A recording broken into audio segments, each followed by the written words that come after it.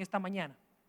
Yo quiero explorar contigo ese encuentro con el Dios al cual nosotros queremos adorar, al Dios que nos ha creado, el Dios que nos ha bendecido con su presencia en medio nuestro. Quiero explorar y preguntar, ¿quién es ese hombre? Y para ello quiero que vayas conmigo, por favor, a Marcos capítulo 4, específicamente a partir de los versículos 35.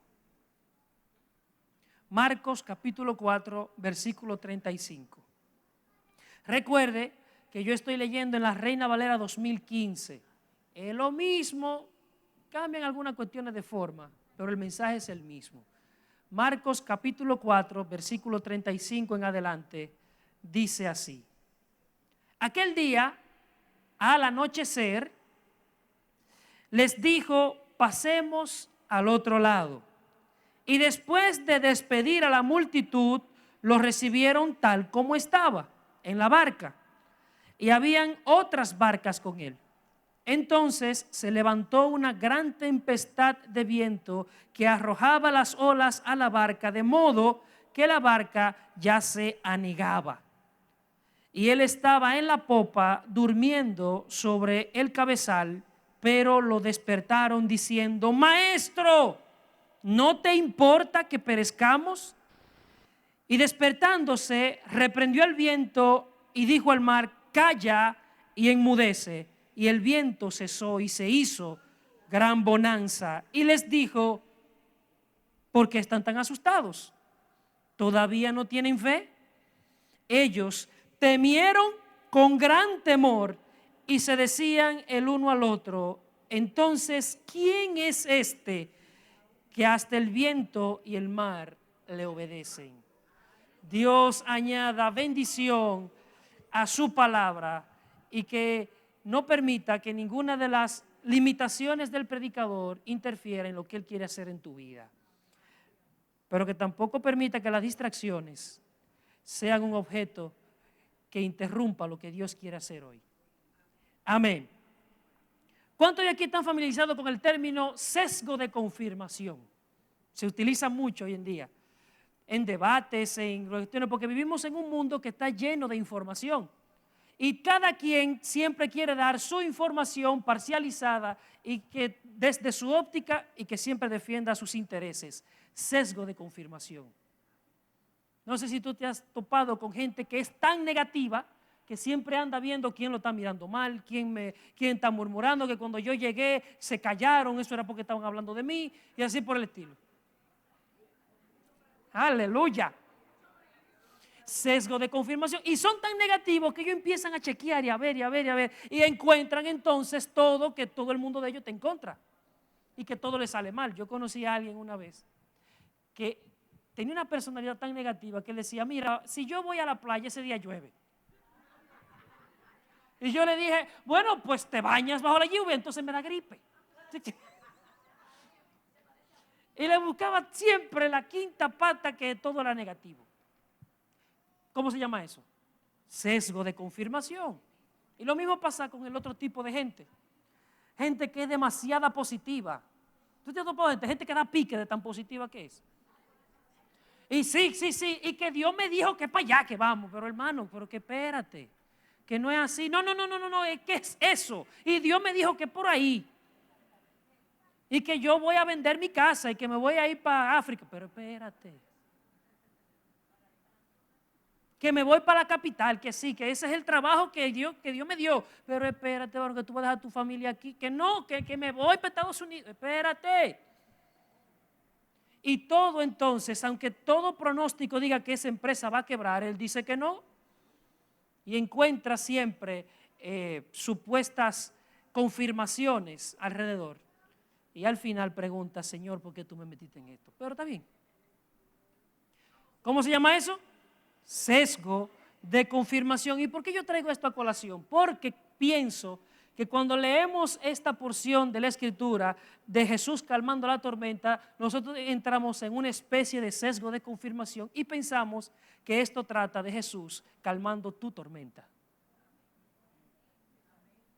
y nos ponemos en el centro de la historia. Y creemos que Jesús está aquí para salvar a los discípulos y por ende nosotros somos discípulos y Jesús está para salvarme a mí. Y ponemos a los discípulos en el centro de la historia. Nosotros tendemos a pensar que la Biblia trata acerca de nosotros, de lo que yo necesito.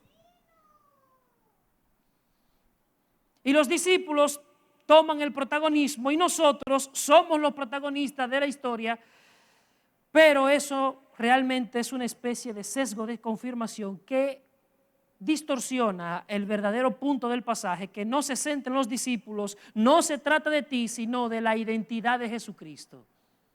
Trata de quién es Jesús, de cuál es su poder y qué es lo que realmente Él vino a hacer por nosotros.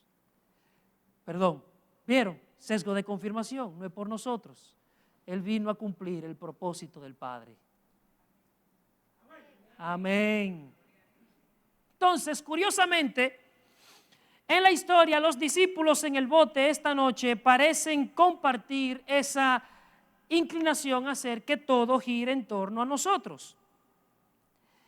Y yo quiero que en primer lugar nosotros veamos una tormenta que provoca una tormenta.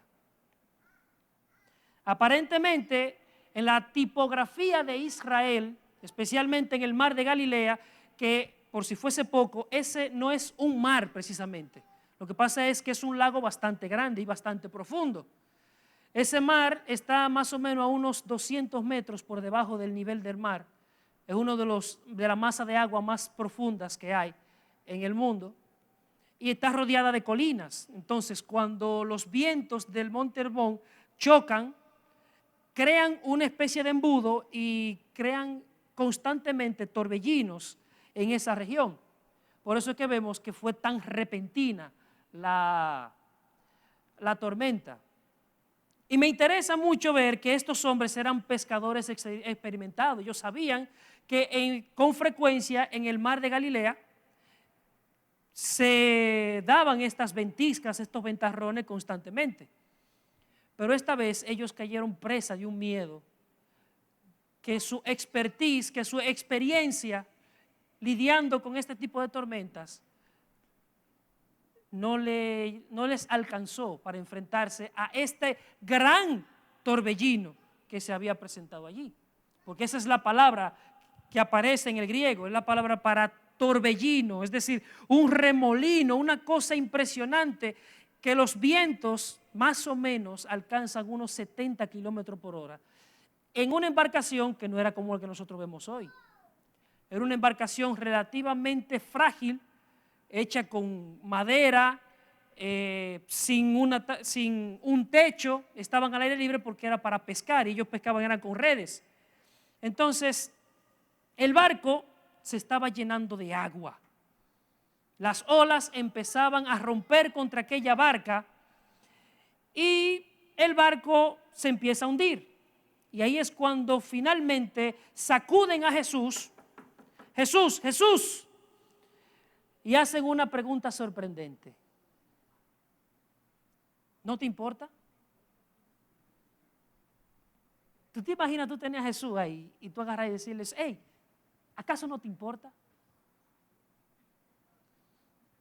Pero la palabra que me encanta es que ellos le dicen, maestro, maestro, ¿no te importa que perecemos?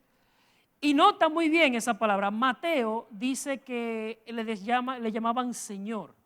Y eso, lejos de ser una contradicción, nos dice lo caótico de la situación. Porque uno decía maestro, otros decían Señor. Y porque recuérdense que era una tormenta que estaban. No era en una brisa tranquila. Se estaba hundiendo el barco en medio de una tormenta y ellos eran hombres experimentados. No era un miedo infundido, no era una exageración. Ellos temían por su vida. Así que ahí había un verdadero desorden. Maestro. Y esa palabra tiene mucho significado. Estamos en Marcos capítulo 4. Jesús, desde el capítulo 3, está enseñando cosas. Y en medio de esa enseñanza llegaron sus familiares diciendo que él estaba fuera de sí. Es decir, que Jesús está enseñando y además está cargado de todo lo que los familiares estaban diciendo que él estaba loco. Pero él continúa, hace milagros y luego entonces también comienza a enseñar en parábolas. Y no solamente eso, a las multitudes él les enseñaba en parábolas, pero a los discípulos ellos se le acercaban y les decían, ¿qué significaba esto? Y Jesús a ellos íntimamente les explicaba detalladamente esas parábolas. Es decir, que a los discípulos él les explicaba todo. Así que cuando ellos llamaron a Jesús maestro, es un término especial que indicaba no solamente una enseñanza general, sino una enseñanza íntima con ellos. Ellos habían estado conociendo intelectualmente a Jesús. Entonces, aquí tenemos a Jesús desempaquetando de manera íntima e involucrado en discipularles, porque Él ha venido y el significado de esta irrupción del reino de Cristo en la vida de ellos. Y sin embargo, Él es su maestro. Y a pesar de toda esa instrucción, a pesar de todo el discipulado, a pesar de todas sus enseñanzas, ese día en la barca el viento y las olas rompieron con toda esa relación que ellos habían tenido. Ellos habían visto a Cristo manifestar todas y cada una de las señales de que Él era más que un simple maestro, pero todavía ellos solamente tenían un conocimiento intelectual de eso. Y aquí quiero hacer una aplicación rápida. A veces se escucha como cliché, pero eso es una gran realidad. No es lo mismo saber acerca de Dios que conocer a Dios. No es lo mismo. Y yo creo que muchas veces a eso nos pasa a nosotros. Y a los predicadores nos pasa mucho más. Nosotros nos metemos en que el griego dice, que el hebreo, que fulanito, que tal. Tenemos mucha información acerca de Dios. Y más en este tiempo, tenemos información por todas partes acerca de la Biblia. Libros en PDF, páginas, enseñanza, y conocemos muchísimo acerca de Dios. Pero nos falta el conocimiento experiencial de Dios. Nos falta experimentar a Dios. Y te voy a decir algo que no te va a gustar. De la única manera que nosotros podemos conocer experiencialmente a Dios es en medio de la tormenta. Yo sé que fue forzado el amén, pero dígalo de nuevo. Amén. Es solo en medio de la tormenta en que tú vas a conocer verdaderamente quién es Dios. Te voy a poner un ejemplo. El mismo Jesús. Jesús le había enseñado a ellos acerca de la parábola de la semilla del sembrador. Y hay una semilla interesante, hay un terreno interesante, que es el de pedregales. ¿Qué dice la Biblia acerca de ese terreno? Que la semilla llega, echa raíces, pero llega el sol, llega la tribulación y se marchita. Es interesante que Jesús, acabando de enseñar esa parábola, entonces es Jesús quien dice, vamos a pasar al otro lado. ¿No sabía Jesús que venía la tormenta? Claro que él sabía. El maestro acaba de poner un examen sorpresa a los discípulos. Vamos a ver qué tipo de terreno es que yo tengo al lado, es lo que Jesús está diciendo. Asimismo, Dios, cuando te introduce en esas tormentas, te está diciendo, déjame testear qué tipo de terreno eres tú. Déjame chequear hasta qué punto están llegando las raíces de la palabra en ti. Jesús está poniendo un breve quiz y recuerda, amado hermano, que en medio de la tribulación el proceso de enseñanza continúa. El examen es parte del proceso de enseñanza. Así que la tribulación es parte del proceso en el cual Dios te está enseñando cosas. Él sigue siendo maestro en medio de la tribulación. Él sigue siendo el maestro en medio de este pagaré que no puedo honrar. Él sigue siendo maestro en medio de ese diagnóstico de cáncer. Él sigue siendo el maestro en medio de ese familiar que acaba de morir. Él sigue siendo el maestro en medio de la enfermedad, en medio del divorcio, en medio de cada una de las tormentas que lleguen a tu vida. Él sigue siendo el maestro.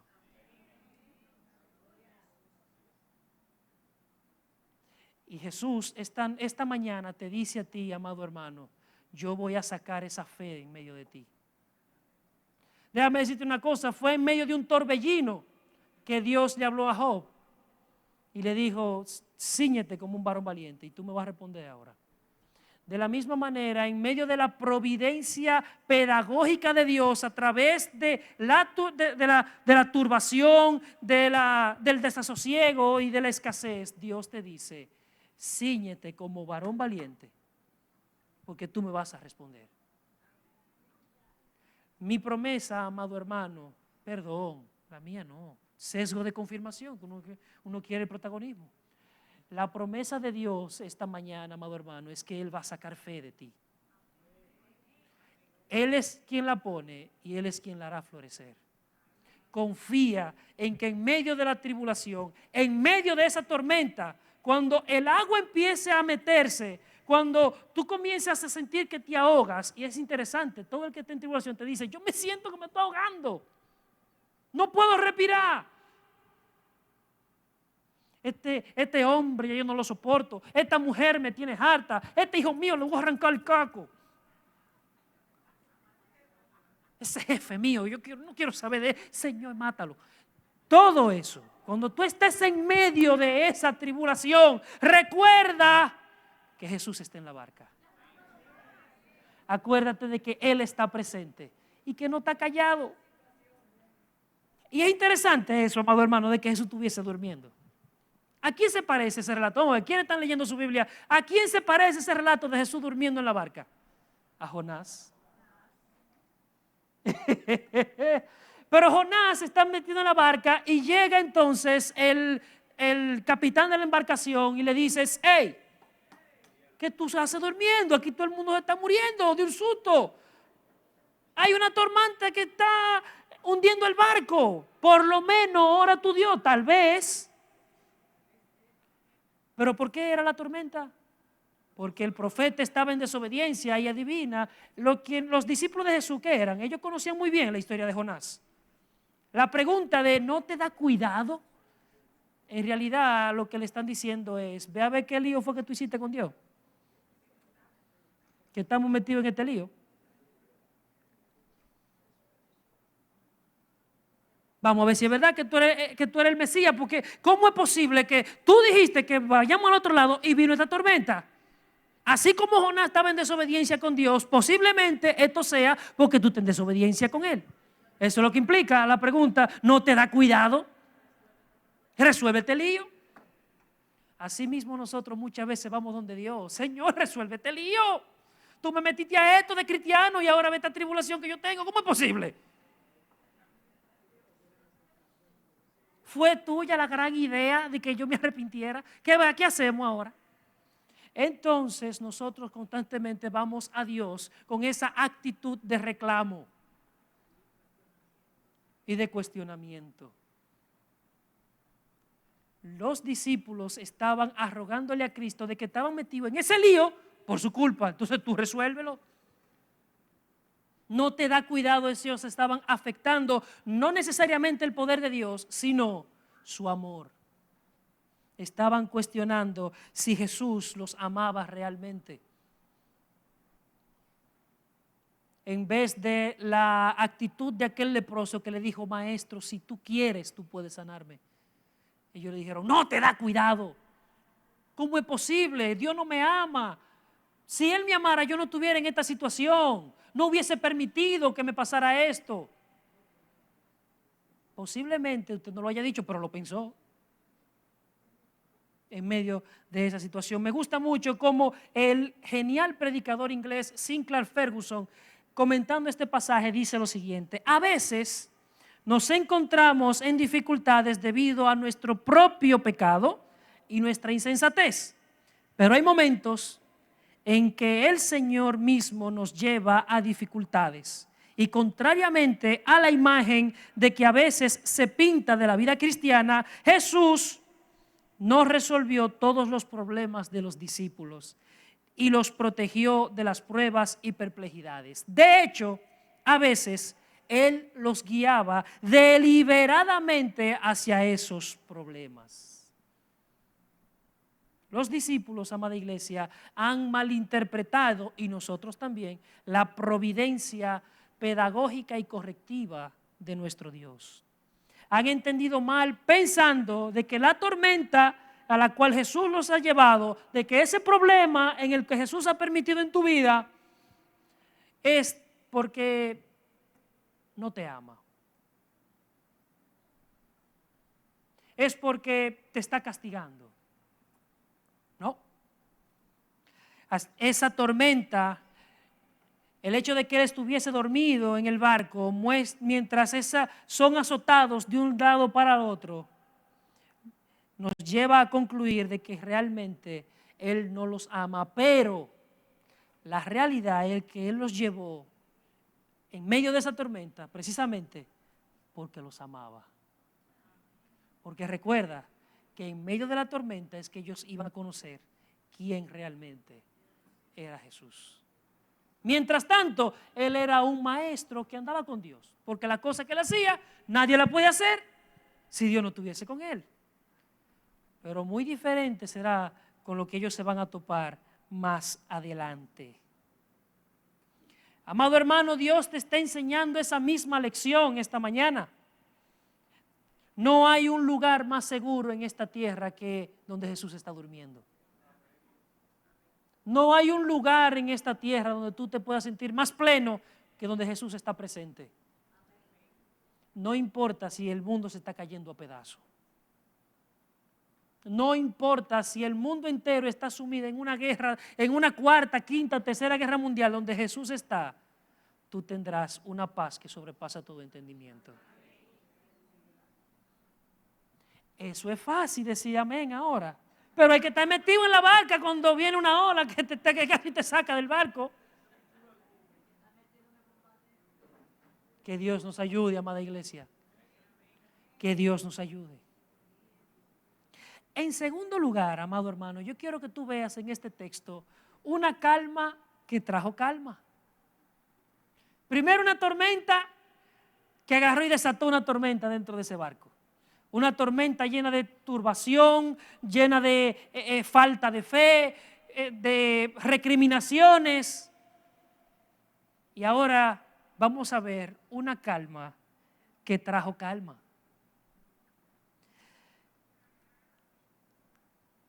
Yo creo que Marcos quiere hacer que veamos un contraste muy marcado, porque realmente Marcos dice que Jesús estaba durmiendo. Y con eso Marcos quiere subrayar la plena humanidad de Cristo, porque déjame decirte una cosa, una tormenta que está casi volteando un barco, unos discípulos que están gritando y Jesús durmiendo. ¿Quién puede dormir así? Jesús estaba realmente agotado, Jesús estaba cansado. Y como expliqué hace un momento, estaba justificado su cansancio porque tenía el día completo. A mí me tocó una vez ir a una iglesia y predicar 2 veces en la misma mañana y yo me estaba muriendo. Me metió un dolor detrás de los ojos, una cosa impresionante. Señores, predicar, ustedes no se imaginan lo cansado que es predicar. 2 veces simplemente y yo estaba exhausto. Yo no me imagino el tiempo que tenía Jesús el día entero predicando en una casa, en el valle, luego en la orilla del mar, parábolas por aquí, explicaciones.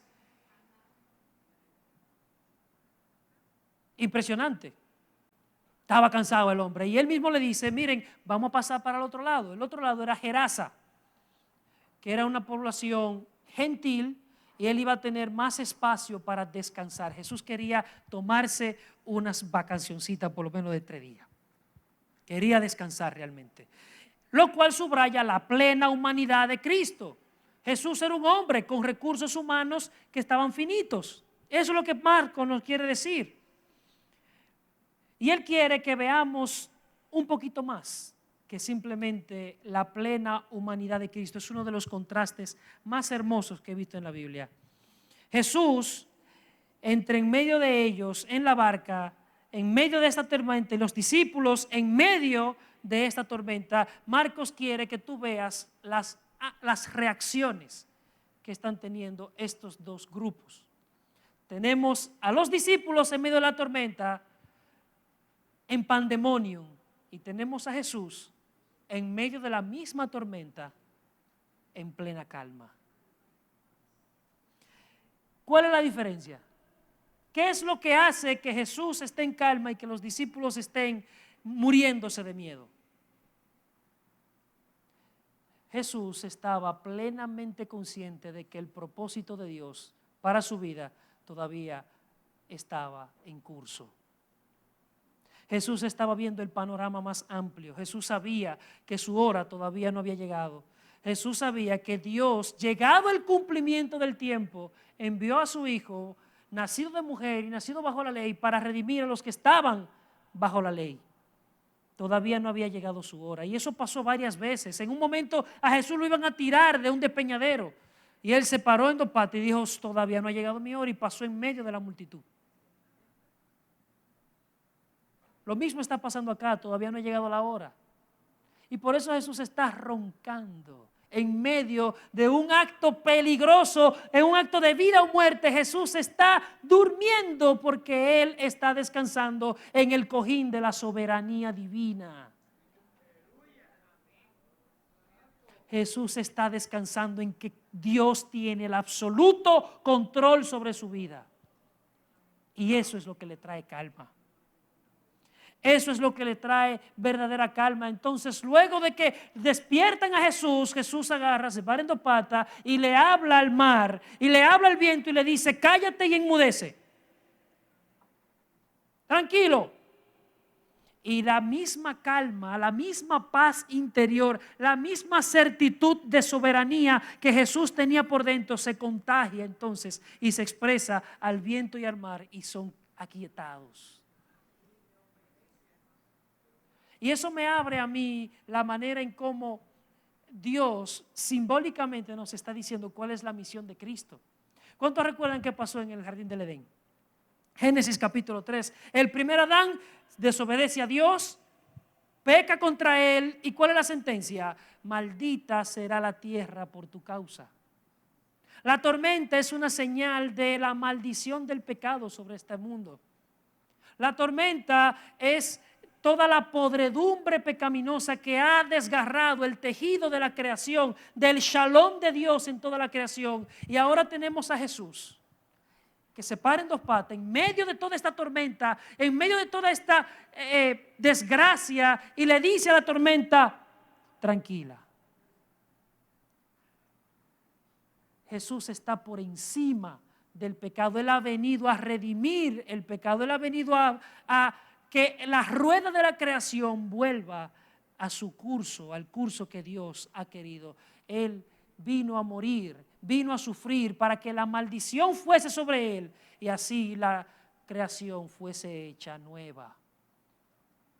Es decir, que la historia de la redención empieza con un árbol, con el árbol de la ciencia del bien y del mal, y termina con otro árbol. Termina con el árbol de la vida que da su fruto 12 veces al año y que sus hojas sirven para la sanidad de las naciones. Amada iglesia del Señor, Cristo es ese árbol. Cristo es ese árbol que sirve para sanidad de las naciones. Él vino a restaurar toda la rueda de la creación. Entonces, hay una pregunta interesante que Jesús le hace. ¿Cuál es el miedo? ¿Todavía no tienen fe? ¿Cuál es el miedo? Y esa es exactamente la pregunta que Dios te hace esta mañana. ¿Cuál es el miedo? Yo estoy dentro de ti. Yo te he redimido con mi sangre. Dios te está diciendo, yo pagué el precio más exorbitante por ti. ¿Por qué tú te turbas con una deuda? ¿Por qué? ¿Por qué en medio de esta tormenta pequeña te estás ahogando? Confía en mí porque yo estoy en la barca. Yo estoy aquí. ¿Todavía no tienes fe? Esa es la pregunta que Dios te hace hoy. ¿Todavía no tienes fe?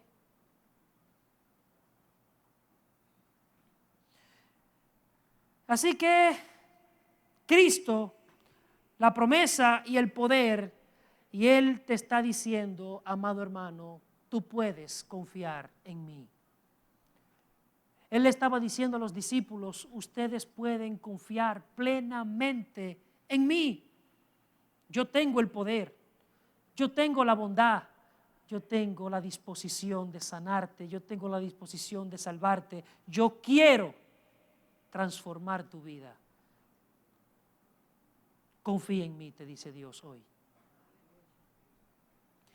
Por último, amado hermano, yo quiero que tú veas algo interesante y es un miedo que tiró y echó fuera otro miedo. Los temores de los discípulos, uno lo puede sentir. La pregunta que ellos le hacen es, ¿no te importa que estamos pereciendo? Y Jesús ve su miedo, les llama en el versículo 40 le dice, ¿por qué todavía tienen tanto miedo? Pero cuando se levantó y habló y tranquilizó el mar, ¿qué sería lo lógico? Lo lógico sería que esa gente sintieran alivio. Uf, no es de la que nos salvamos. Uf, por fin, wow, casi. Nos salvamos a Chepita, llegó calma. Pero no es lo que dice el texto. ¿Qué dice el texto en el versículo 40? ¿Por qué tienen tanto miedo? ¿Por qué están asustados? ¿Todavía no tienen fe? Verso 41. Ellos temieron con gran temor. Ellos tenían miedo en medio de la tormenta, pero cuando ellos vieron el glorioso poder de Cristo manifestado, calmando esa tormenta, el miedo se convirtió en fobia. Porque lo único que da más miedo que una tormenta exterior es tú tener el creador de la tormenta en la barca. Y ellos vieron ese contraste entre un Jesús dormido y ahora Jesús puesto de en pie, controlando la naturaleza. Ahora esa plena humanidad se ha convertido en plena divinidad. Yo soy Dios, te está diciendo Cristo. Y ellos se quedaron perplejos, se quedaron llenos de miedo y se preguntaban el uno al otro, ¿quién es este? Así como la pregunta inicial, no te da cuidado, era en realidad una afirmación disfrazada de pregunta. ¿Acaso tú no me amas? ¿Qué es lo que te pasa? Levántate de ahí. Ahora pasa lo mismo. Y es una pregunta retórica que ellos están haciendo. ¿Quién es este? Porque ellos eran judíos. Ellos habían leído el libro de los Salmos y ellos habían leído textos como los siguientes. Salmo 89, del 8 al 9 dice, oh Señor, Dios de los ejércitos, ¿quién es tan poderoso como tú, Señor? Con tu fidelidad a tu alrededor gobiernas el mar embravecido. Cuando sus olas se levantan, tú las calmas. Ellos también habían leído el Salmo 107, versículos 23 al 32. Algunos bajaron al mar en barcos, haciendo negocios en grandes aguas. Vieron las obras del Señor, sus maravillas en el abismo, porque Él mandó y levantó el viento tempestuoso, que levantó las olas del mar. Subieron al cielo, descendieron a las profundidades. Su coraje se desvaneció en su mala situación, se tambalearon y se tambaleaban como borrachos y estaban al límite de su ingenio. Entonces clamaron al Señor en su angustia y Él los libró de su angustia, hizo que la tormenta se calmara y las olas del mar se callaron. Entonces se alegraron de que las aguas estuviesen tranquilas y Él los llevó al puerto que deseaban. ¿Quién es este hombre? Los discípulos estaban llenos de miedo porque estaban ante la presencia del Jehová de los ejércitos que controlaba el mar. Ese Dios que ellos estaban acostumbrados a leer, que hizo promesa, que abrió el mar rojo en dos, ahora ellos lo tenían enfrente, en medio de esa barca.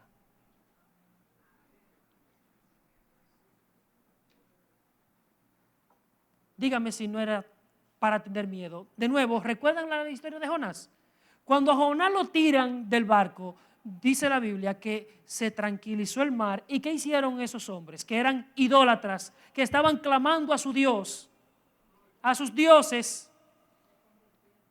Ellos agarraron y temieron a Jehová. ¿Con qué? Con gran temor, e hicieron votos. Dios ha manifestado su glorioso poder, calmando las tormentas. Dios ha manifestado su glorioso poder, controlando la pecaminosidad de este mundo y dando un plan de redención, dando un plan en el cual podamos salir de toda la rueda de la pecaminosidad. Y ahora delante de Él lo que tenemos que hacer es temer con gran temor. Te pregunto, amado hermano, ¿cuántos aman a Dios aquí? Amén. Lo voy a preguntar de nuevo. ¿Cuántos aman a Dios aquí? ¿Y cuántos le tienen miedo? Ey, ¿qué pasó ahí? No existirá verdadero amor por Dios hasta que tú no le tengas miedo. Y estoy hablando de miedo. Estoy hablando de temblar ante su presencia. Estoy hablando de que cuando Dios haga acto de presencia en este lugar, tú realmente te quiebres. Porque eso es lo que ocurre cuando la presencia de un ser tan glorioso hace acto de presencia. Voy a poner un mal ejemplo. Si aquí entra Donald Trump, aquí andamos toditos así. Ay, Dios mío, y este hombre. Acaba de llegar este hombre. Y estamos toditos que te quiebra, porque ese hombre imponente que tiene todo el poder del mundo a su lado, tú dices, si ese hombre le dio para mí, a ese hombre hay que mantenerlo contento. Imagínate tú lo que significaría tener la presencia del Dios soberano, del Rey de Reyes y Señores de Señores, aquí. Cuando nosotros entendamos eso, nuestros cultos serán distintos.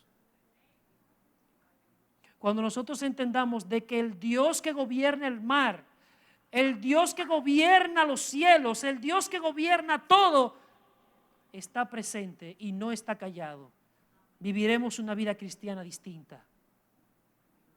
Viviremos una vida cristiana llena de verdadero temor. Y aprenderemos a amar y a respetar a Dios como es debido. A temer con gran temor y a hacer votos a Él. Amado hermano que estás aquí, en resumen, ve a Jesús como el Señor soberano sobre la creación y sobre la historia, que controla cada aspecto de lo que a ti te pasa. Porque eso va a hacer que tú dejes de ponerte en el centro creyéndote que tú eres el protagonista de tu propia historia. Tú no eres el protagonista de tu historia, tú eres un extra. Que Dios te ha dado el privilegio de participar en su historia.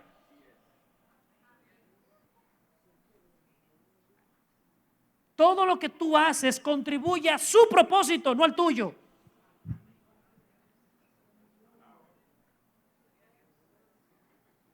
Aquí el protagonista es Cristo. Él es el centro de nuestra historia. Por ende, yo debo de enfocarme en el carácter de Cristo. Reposar en Jesús es más seguro que yo reposar en cualquier estrategia y cualquier contacto en medio de cualquier tribulación en la cual yo esté atravesando. Yo confiar en Cristo es más efectivo que confiar en cualquier otra cosa.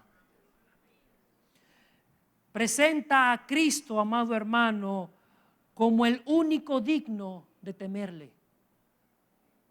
No le temas a esa situación en la cual estás metido. No le temas a ese pecado recurrente. No le temas a tu jefe. No le temas a tu esposo. No le temas a tu mujer. Témele a Cristo. Y obedece lo que Él te dice. Porque Él es digno de temerle. Él sí es verdaderamente digno de temblar ante su presencia. Y aprende, amada iglesia, a discernir esa providencia amorosa de Dios, incluso en el más terrible de los dolores. Aprende a ver la pedagogía de Cristo en medio de tus circunstancias. En conclusión, te hago una pregunta, amado hermano. ¿Quién es este hombre? ¿Quién es este hombre que aún el viento y el mar le obedecen? Te pregunto, ¿quién es Cristo para ti? ¿Es Cristo tu Señor? No dígame muy rápido. No dígame muy rápido. Que usted no sabe el gancho que le estoy tirando. ¿Es Cristo tu Señor? ¿Es Él el que determina el curso de tu vida? ¿Es Él a quien realmente tú le temes?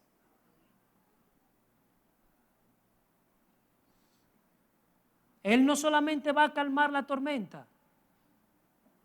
Él puede calmar la tormenta, pero no lo hace. Porque Él quiere sacar esa fe de en medio de ti. Él quiere sacar fe en medio de ti. Y créeme que la va a sacar. Aunque sea con lágrimas. Pero Él va a enfrentar esa tormenta. Y Cristo enfrentó esa tormenta final en la cruz.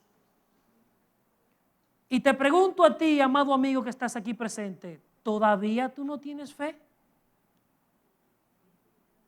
Porque créeme que el cristiano, todos aquí, que son cristianos y han confiado en Cristo, tienen la certeza de que Él va a calmar la tormenta, pero a ti, las mismas tormentas te van a llegar y sin embargo tú no tendrás a Jesús en la barca que diga calla y enmudece al viento. No hay esperanza para ti aparte de Cristo. Así que esa tribulación, ese problema en el cual tú estás metido, sí te va a consumir, sí te va a destruir, a menos que tú veas a aquel que se paró en la barca y le dijo al viento, calla y enmudece. Es el mismo Dios que se para en medio de ti y te dice, yo puedo calmar las aguas de la angustia, yo puedo calmar ese viento del pecado, yo puedo y tengo el poder para sanarte y para transformarte. Confía en Cristo, porque Él te dará la verdadera salida. Oremos. Dios eterno y soberano.